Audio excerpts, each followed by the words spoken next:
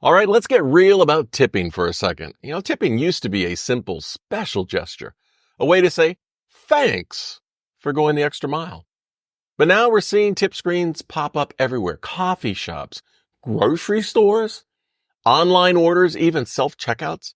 It leaves us wondering, wait, am I supposed to tip for this too?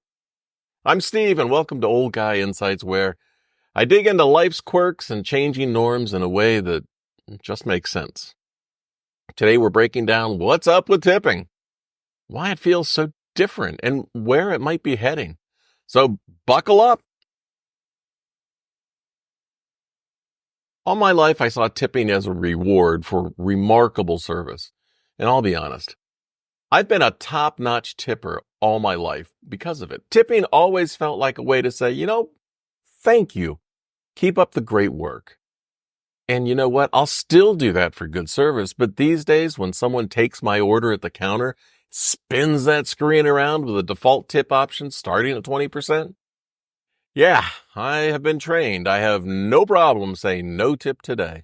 Enough is enough. I remember when I lived in England, tipping wasn't the norm at all. Back then, a tip was genuinely a reward for excellent service. You'd slip the server a few extra pounds, and their smile showed it meant something. But flash forward to today, and I find myself asking, why am I being asked to tip the person who just handed me my taco? I mean, sure, you could say those tips help the staff. But you know what else helps the staff? Paying a fair wage and not guilting the customer into covering what the business should be paying.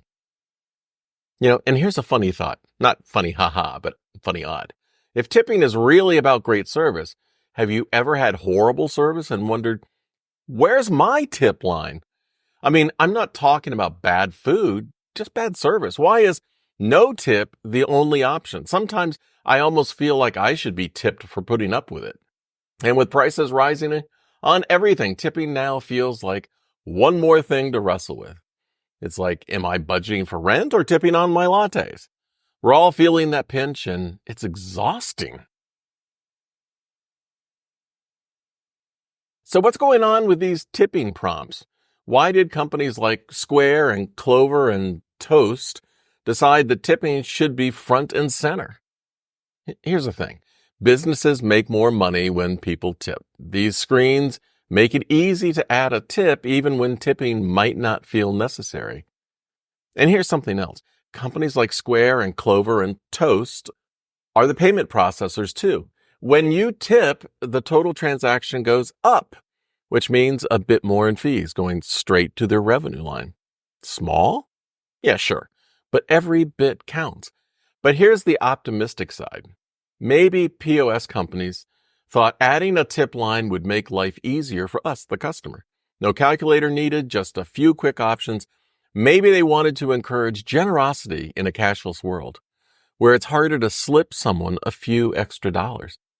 Let's give them the benefit of the doubt and say, it's all about ease and generosity.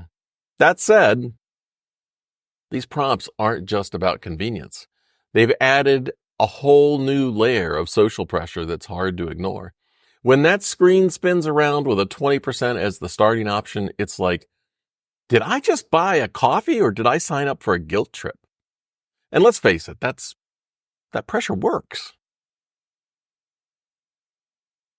Let's talk about tip fatigue. When we're constantly being asked to tip for things that never used to involve tipping, it starts to wear us down. A recent survey by WalletHub found that 74% of people think tipping culture has spiraled out of control. And this tip fatigue is starting to spill over into other industries. My friend Damon from the Penny Stupid YouTube channel, who talks a lot about rideshare, has noticed a real drop in the number of people tipping.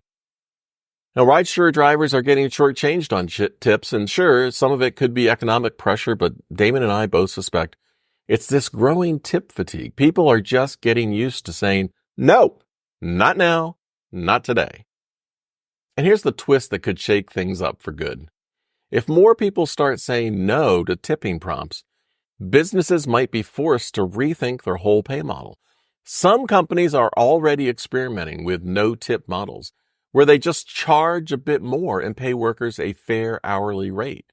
Imagine a world where tipping goes back to being optional. Yes, something we do for truly exceptional service, not something expected every time we grab a coffee. Let's end on a high note. If tipping stresses you out or leaves you feeling guilty, you're not alone. Tipping shouldn't feel like a test of whether you're a good person. It should feel like a choice, a way to say thanks, not a requirement every time you pick up a sandwich or hit the grocery store. So here's a takeaway for today. Next time that screen spins around, ask yourself, is this tip a thank you or just a default? How can we get back to tipping that actually means something? Don't let a tip screen force your hand. Give when it feels right and be kind, but don't feel obligated every single time. It's okay to say no. And remember, you're part of a larger conversation about how we pay and appreciate workers, and the world is starting to listen. If this helped you feel just a little bit more at ease about saying no when you shouldn't tip, share one place in the comments where tipping actually makes sense and one place where it just doesn't make any sense. Here's another video right here. I think you'll like it. We can all hope for fair wages, genuine gratitude, and good coffee. Hey, have a great day and stay awesome. See ya.